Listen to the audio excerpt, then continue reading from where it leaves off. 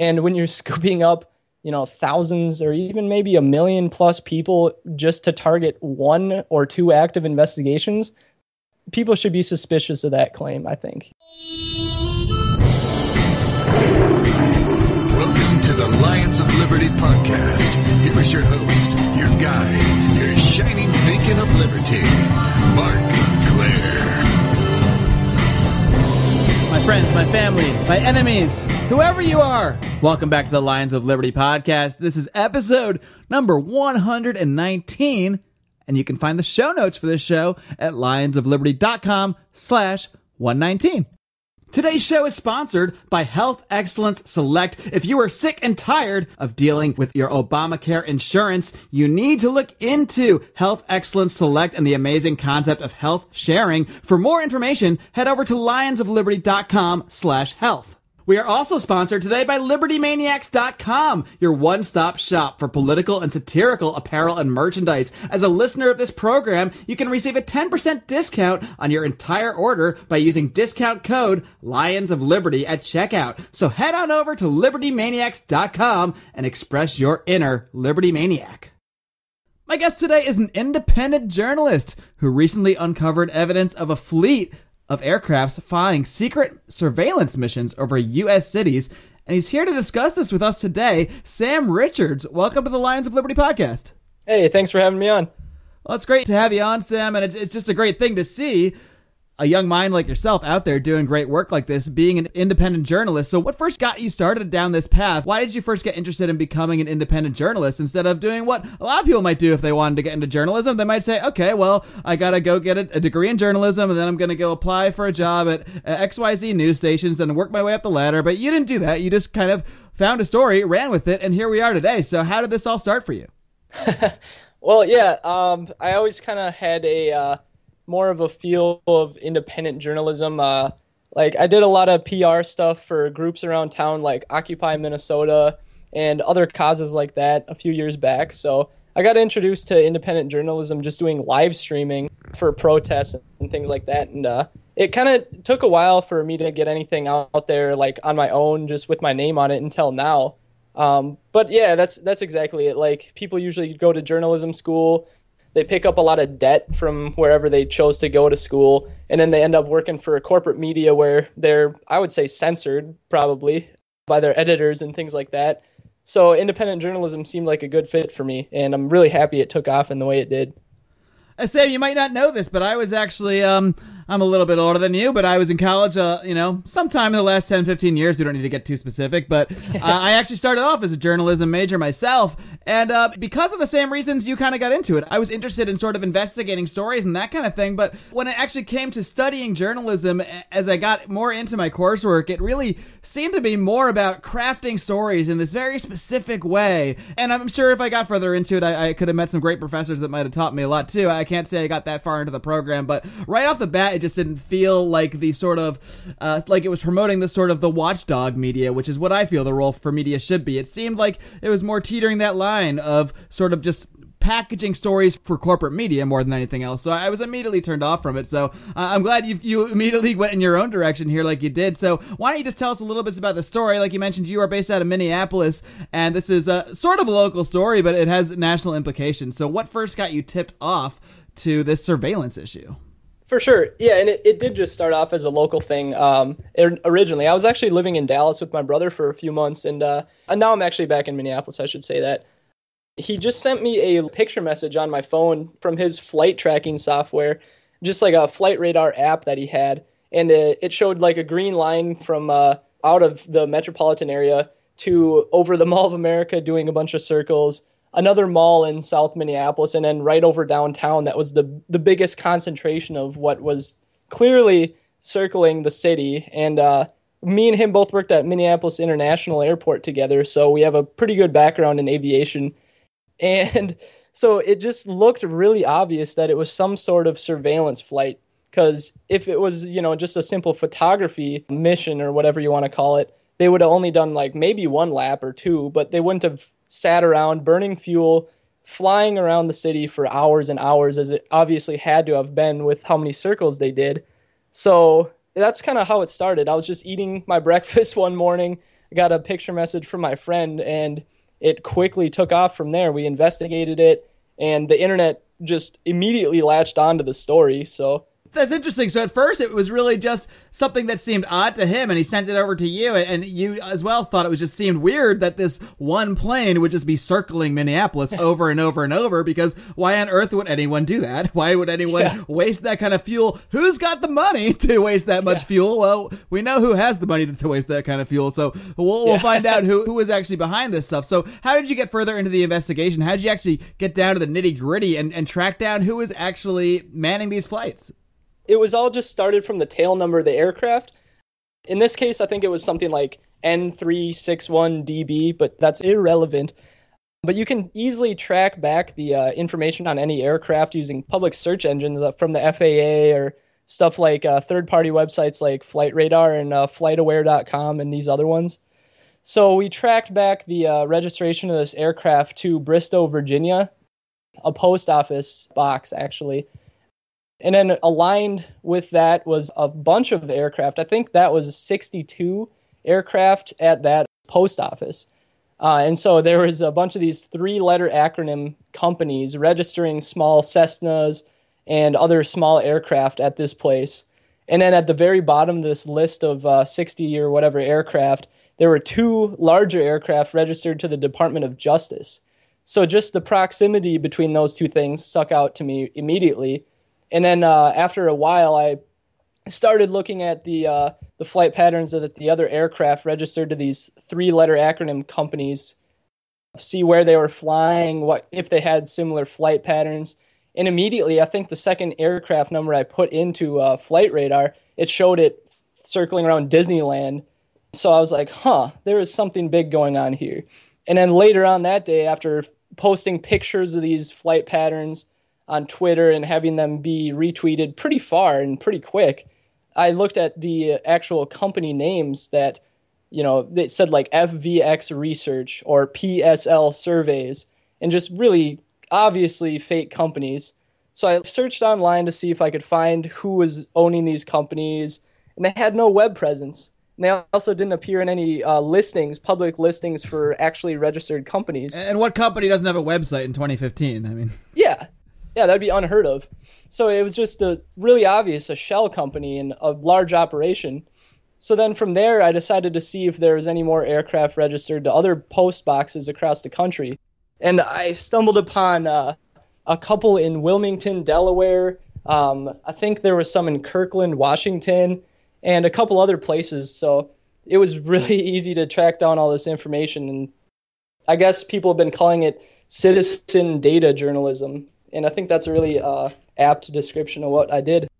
Sure, because, nowadays there is so much information publicly available that in many ways all it really does take is someone with the moxie or the gusto to actually go out and track that stuff down and connect a few dots to put a story like this together. Exactly. What kind of reaction was received from your story? I'm curious, have you sort of, I know a lot of the local news coverage there in Minneapolis had covered the story a bit, but, what kind of reaction did you receive, I guess, from local news and maybe there was some from the national media as well?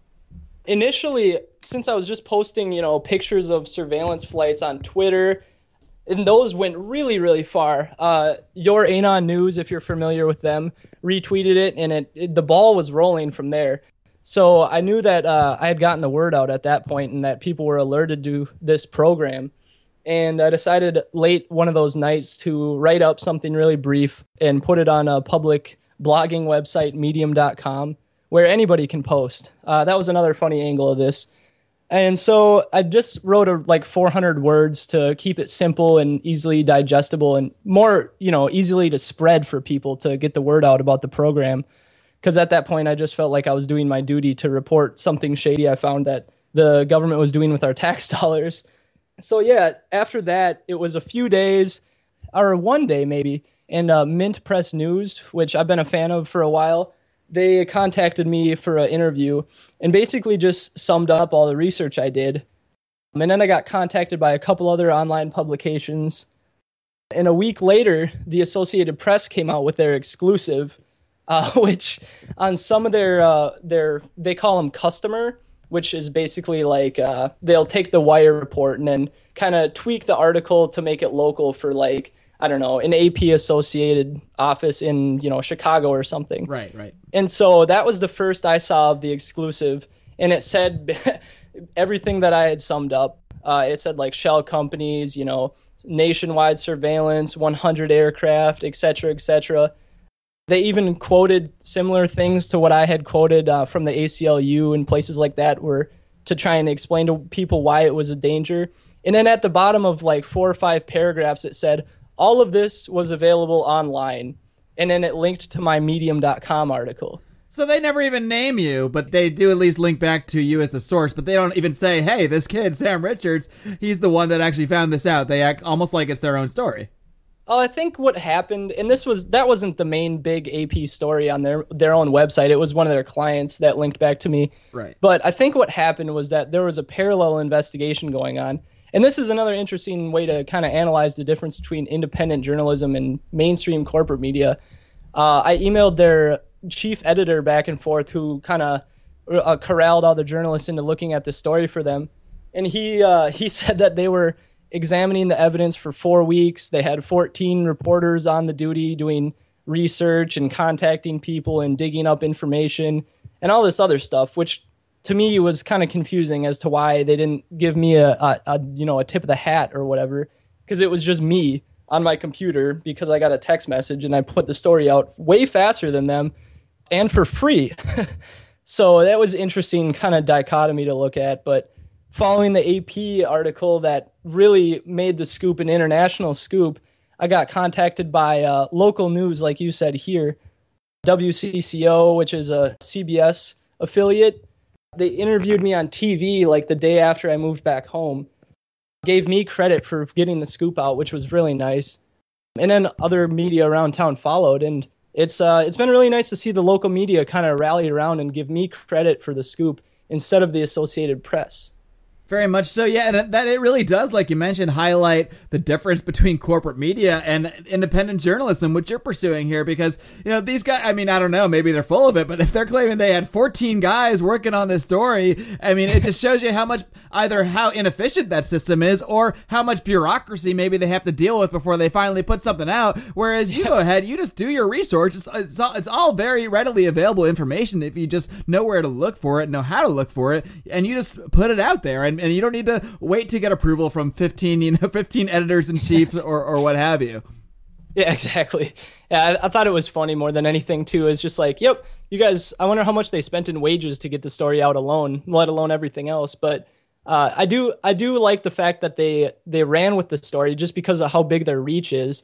And a week after I put my article up, it was on their website, and then a couple of days after that, you have people in Congress questioning the FBI and even proposing amendments to bills limiting the use of the technology that's been described on these aircraft. So, there is a role for the big infrastructure that corporate media has established. It's just we need to get a way of, kind of tweaking the way they operate and make it more of a actual journalistic watchdog type journalism, like you said. So have you found out any more information about the specific government program that this is being run under? Has the FBI or Homeland Security or anyone commented on this stuff yet? What has been the response from the government side of things? The FBI did comment after the AP did their story.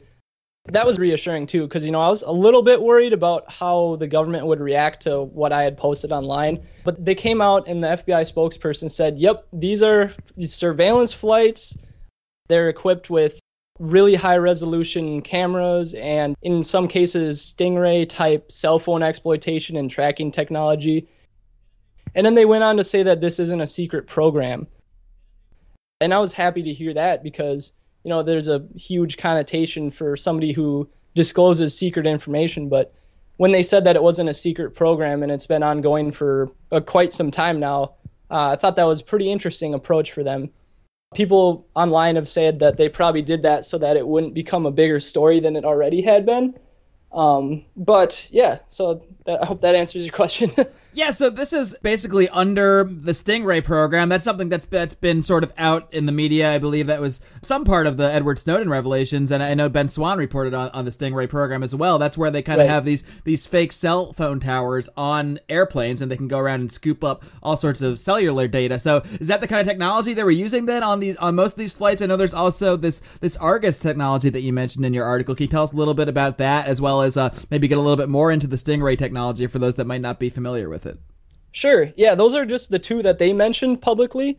And right now, in the follow-up piece I'm doing, I'm awaiting FOIA responses from them, as well as responses from the DEA and other agencies who I'm pretty sure have their toes involved in this program as well, since it's a huge fleet and the FBI doesn't need to be the sole operators. But yeah, in the article I posted, I mentioned Argus, which was a little bit of speculation, but it turned out to be true. Because when they say that they're using super high resolution video cameras that they can use to, play back footage of entire cities to see multiple crimes happening or whatever, that is what they're alluding to is called wide area persistent surveillance. And it's the capabilities and the consequences of that technology are way bigger than just calling it a high resolution video camera. Because when you hear it's a video camera, you think, it's like a police helicopter. It flies around, it's just someone looking around at the ground trying to see anything suspicious. But really, it's their camera technology and the use of it. They literally call it pattern of life in some cases, which has a really Orwellian, creepy feel to it. And that's sure exactly does. You can track everything moving within a 36 square mile area. That's basically a mid to large size city. And you only need to do that with a Cessna or some small aircraft. So the more data you collect on people, the more you are able to predict their whereabouts, who they're interacting and associating with. And then if you link in the cell phone data, which is more tracking and other, content of calls and whatever else, that's a huge dragnet. And there's no way that you can't call that bulk or mass surveillance, because that's exactly what it is. They said that they're using these during active investigations. I would challenge that, because I guarantee that within a mid or even a small city, there's probably a number of people that have active FBI investigations on them. And when you're scooping up, thousands or even maybe 1 million plus people just to target 1 or 2 active investigations, people should be suspicious of that claim, I think. Is that pretty much how they justify this then? They're claiming that it is for specific investigations that they supposedly, I guess, in some way, shape, or form might have a warrant to actually legally conduct? Exactly. That's kind of what they're trying to sell to us here? Yeah, when I heard that, I thought of the parallel of talking point that the NSA was using when they said that they're only targeting foreign intelligence. Yet we know the capabilities and we know the programs that they're doing are definitely domestic. And in some cases, they're feeding, information to the Drug Enforcement Agency to make busts on people, local law enforcement in their investigations, or Homeland Security for God knows what. And it's active investigation is just if you have experience requesting Freedom of Information Act files or, data requests from other organizations, and when you see the word active investigation, you're going to get a stonewall. And it's a really easy talking point that they can hide behind. Now, Sam, I know you mentioned you're working on a follow-up story here, but can you tell us more about the path that this is leading you down? Are there other stories that you think are going to end up connecting more dots to this initial investigation? I mean, what sort of other stuff do you have in the works here that you're looking into in regards to the larger scope of this sort of surveillance that's going on in the United States? Well, I've always really been interested just for my own sake and, trying to see what's going on and trying to see what our government's doing and capable of in our own name. And I'd like to, in my follow-up piece, highlight the fact that this is a federal program, but there are definitely liaisons between the feds and local police, which people never suspect. And I really want to look at the link between these programs and fusion centers, if you know about those, the giant data sharing centers, which police, local beat cops and CIA interact between each other with. It's hard to explain. I mean, there's so many cans of worms that have been opened with this, and I've been getting so many leads from people asking if I've checked out this lead or that. that I really want to try and understand the infrastructure of the surveillance state that we're living in, which is a tall order, and it's going to take some time. But I think with everything that we know now, it's becoming easier to piece together. But my next thing is it's a scoop that I'm trying to work on to see how local police here in Minneapolis are analyzing the social media that people decide to put out. We have a fusion center here that's just outside of city limits, and they built it because of our response to a bridge that collapsed. They said that we weren't prepared enough, so we needed a bunch of FEMA dollars to build a fusion center. And a few years later, a giant network of wireless towers went up, and the city of Minneapolis is sponsoring free Wi-Fi. But with that infrastructure comes a network of cameras that track people throughout town. It comes with a 200 plus microphones that are hidden throughohout the city. Whoa, hold on! Hidden throughout the city? Where are they hiding them? I guess if they're hidden, you don't really know. But they admit that this is going on? Yeah, it's called ShotSpotter, and the program is to detect gunfire and then automatically alert the police where the gunfire happened. In Oakland, these ShotSpotter technologies actually have been used to convict people by detecting what they said, like recording the audio of the things the people said in the conversation. And then in open court, their conversation was used as recorded by the ShotSpotter to convict these people. So it's not just an acoustic sensor like they claim. It's actually just basically microphones. And in my digging, I found that the police a few years back admitted to having at least 200 of them. And in their own words, they say hidden throughout the city. So I want to see how many they have now and what kind of evidence they're collecting, because anytime that the government gets its hands on some kind of new fancy military industrial technology, they use it for, mission creep. It becomes more than what they originally are saying. So we have cameras that track people. We have microphones that record conversations, or at least potentially could. And we have airplanes circling overhead. So people need to know that these capabilities are real and they're being used against them, and information is being collected even on the local level, not just the federal level. So that's kind of where I'm going with my research. And if this stuff is going on in Minneapolis, then it's going on in Los Angeles, in Tampa, sure. in all major cities across the country, most likely. I doubt that they've specifically targeted Minneapolis as a hotbed for terrorism or whatever terrible thing they're trying to protect us from. That's really fascinating that it was a bridge collapse was that the big one that was on the news a few years ago, and that was what became the excuse to essentially create this surveillance city in Minneapolis. That seems so crazy is the word, I think. Exactly. And it's like you see these things happening at different layers of our society. You have a big disaster, which is horrible and unfortunate, and then it gets exploited by people in power to expand their own power. Like 9/11 is the one that I'm sure everybody that's listening is thinking of. And that was, everybody knows, was used. It was a horrible disaster that was used to expand military spending, imperialism, domestic surveillance, less civil liberties.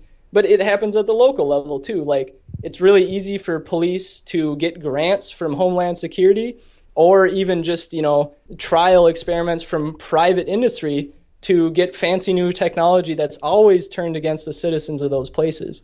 Like, yeah, I talk Minneapolis because that's where I know, but you're absolutely correct when you say that it's definitely happening all over this country.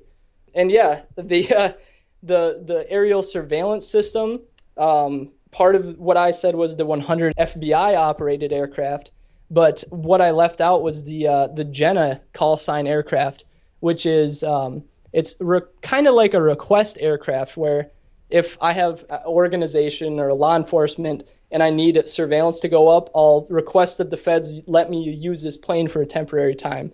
So the actual fleet of aerial surveillance aircraft is bigger than originally, and I'll go into that in the follow-up piece for sure.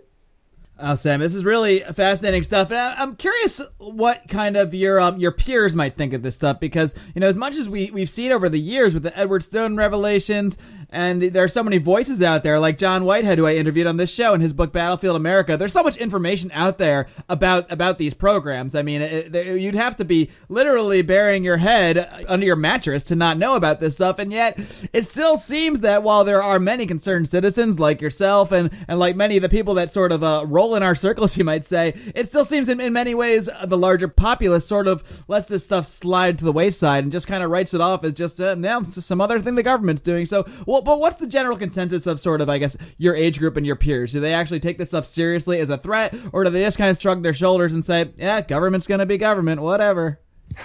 Well, it's hard to say specifically amongst my peer group. Like, I wouldn't want to speak for everybody, but I mean, they're very concerned with where the government is leading this country. But just like to put it in context, there's people being born now that'll never know a private life. Snowden actually said that in his original TV interview with Glenn Greenwald and Laura Poitras. And it's true. I mean, people have it in their data. Like, if you have a cell phone with you, you're most likely on some social media, and then you're self-reporting to the government on your own accord. And then regardless of all the other capabilities they have, that's enough information to learn about your life or whatever else. But that's something that people voluntarily decide to do. But no, I would say that people my age are concerned with the government. I mean, you look at the rise of like the Occupy movement and just civil libertarianism being a huge thing nowadays, unlike it was in the past, more of a mainstream thing. I think in the future we're going to have some major pushback against the surveillance state when people truly understand the whole context of it, how it was implemented, and the fact that the people operating it are doing so in a completely undemocratic, unaccountable way, and it's not actually producing any results. The NSA has never been able to point to a case where their bulk surveillance has prevented a terrorist attack. So people, when you go to the airport, everybody grumbles about the TSA, violating their Fourth Amendments and everything else. And that's something that it's easy to complain about because it's something that you're physically experiencing and you're interacting with the government in a person-to-person way. And it's harder to kind of wrap your head around it when it's a mass electronic kind of thing with no face on it. So I guess to not babble so much, I think when please, I'm a professional babbler. You're doing just fine. I think just that when people see the entire system and how it operates, they'll wake up and they'll do some serious pushback against it. But I don't know at this time if it's going to be something we can vote out of office. I think we're going to need a way more powerful street movement or just some other clever kind of mass mobilization to get rid of this horrible Orwellian system. Well, as with any major problem in society, the first step is making people aware of it, because no one's going to take any action unless they're aware that there's something to take action from. So I'm glad that you are out there doing what you're doing and hopefully inspiring other people to do the same thing, because this is the kind of journalism that we need to really uncover these stories. We shouldn't have to wait for 16 editors-in-chief to approve stories to get some of this stuff out there, because what they're really doing is wondering, gee, is the government going to approve this? Are we going to get in trouble for this? And you just said, oh, well, hope not, and toss it out there. So do you think this is a trend, Sam, that your type of journalism, the fact that we're going to take this out of the hands of corporate media, and when we find information, when it concerns this, you're just going to put it out there and you're going to show the world, look, there's something going on, I'm going to tell you about it. Do you see this trend continuing? I would like to, and thanks so much for the resounding endorsement there. I didn't really think that's how it would be perceived, but I hope so. I think citizen journalism is an amazing thing. There's just a couple things that people need to be careful of when they're doing it. Obviously, you have to be credible. You can't just, take something and blast it out immediately, because you have a real danger of something inaccurate being considered real by a lot of people and the consequences that entails with. So I think the internet and citizen journalism is going to need to change itself a little bit, or hopefully people will just be able to filter out the bunk from what is actually true.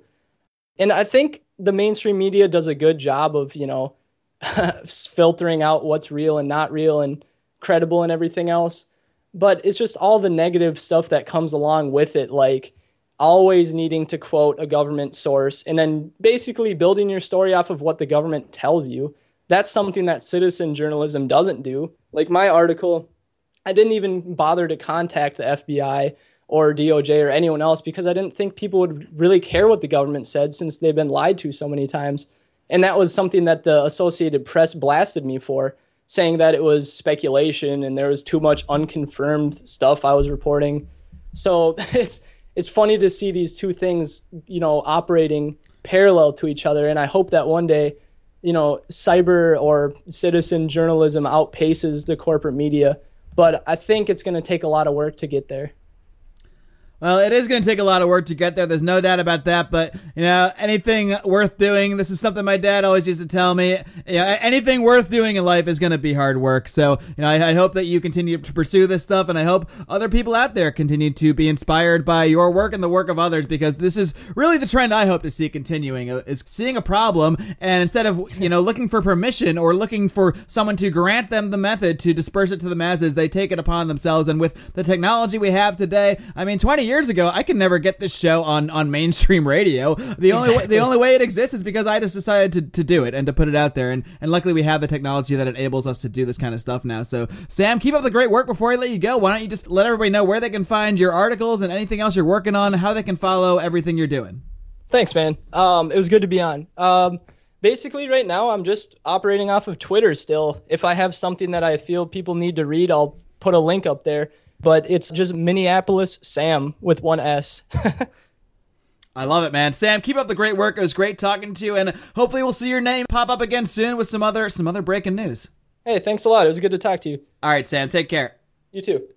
Guys, if you're anything like me and like to wear your political beliefs on your sleeve, Liberty Maniacs is there to help you literally do just that. Liberty Maniacs is an independent brand that designs and sells some of the world's favorite political and satirical apparel and merchandise.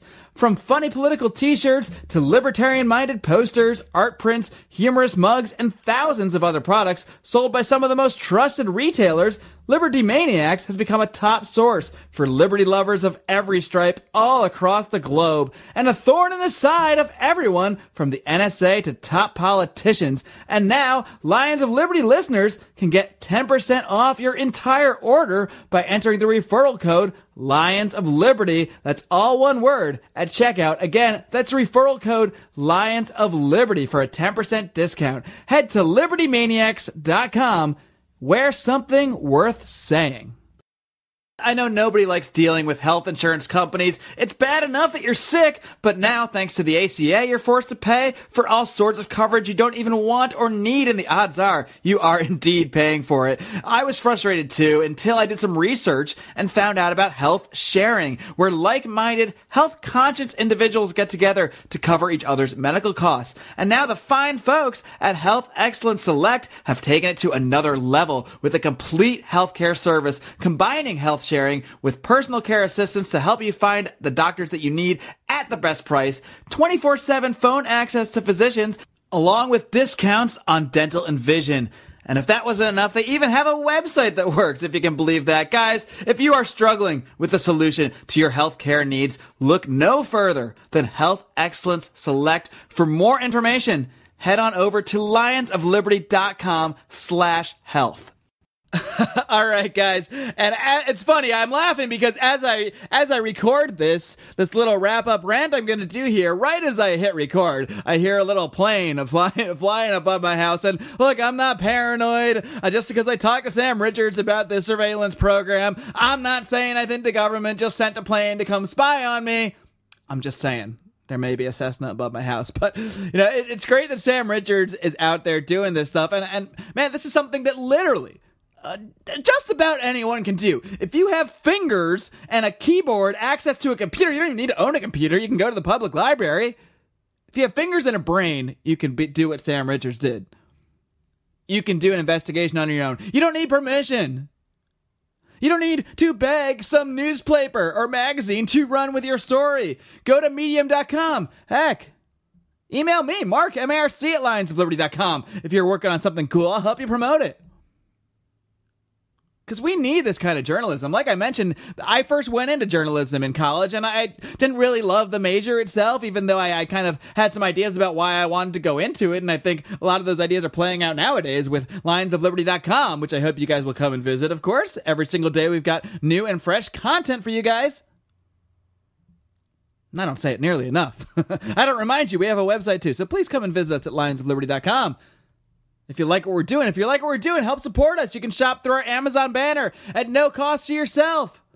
You can purchase from our sponsors, libertymaniacs.com, or if you're tired of your health insurance, look in Health Excellence Select. These are all ways you can help us pay the bills at no added cost to yourself. But it's important that people like Sam Richards are supported by the public. It's important that people are inspired by what he's doing and becoming their own independent journalists, because I truly do believe this is the wave of the future. Corporate media is rapidly dying. Cable news viewership is dropping rapidly. Newspaper readership is dropping rapidly. I don't know anybody that still gets a paper dropped on their driveway. Now, it's important that we have independent journalism, and I really do believe this is the wave of the future. You look at guys like Ben Swan, who left a great job as an anchor to become an independent journalist and start the Truth in Media Project, and now, as a result of what he's done, he's now picked up another gig, possibly higher paying. I don't know what he's making, but he picked up another gig at a station in Atlanta based on the great work he was doing as an independent journalist. So being an independent journalist can even open up doors again to further your career with already established outlets as well. I mean, any way we can get great voices like Ben Swan's or Sam Richards out into the media is a perfect thing, but we don't need to sit around and beg a TV station or beg some newspaper to run our stories anymore. You don't. If you're running with something, if you want to look into something, just do it. Don't let anything hold you back. Now, Sam Richards didn't. He got that text and he thought it was a little weird and he said, all right, well, I'm going to look into this. And once he did, he published it. It was that simple, and he did his research. Maybe he didn't contact 67 government officials first. Maybe he didn't run it through 17 editors-in-chiefs first.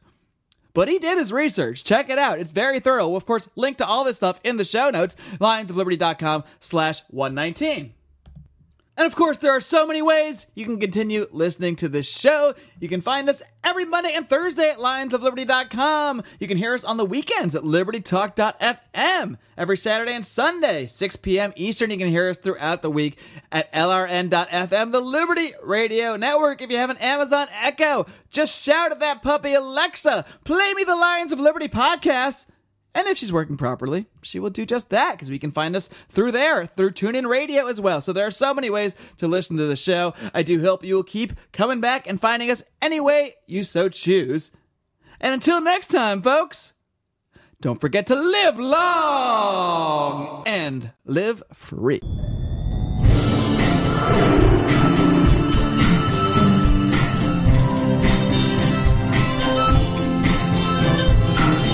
Editing and mastering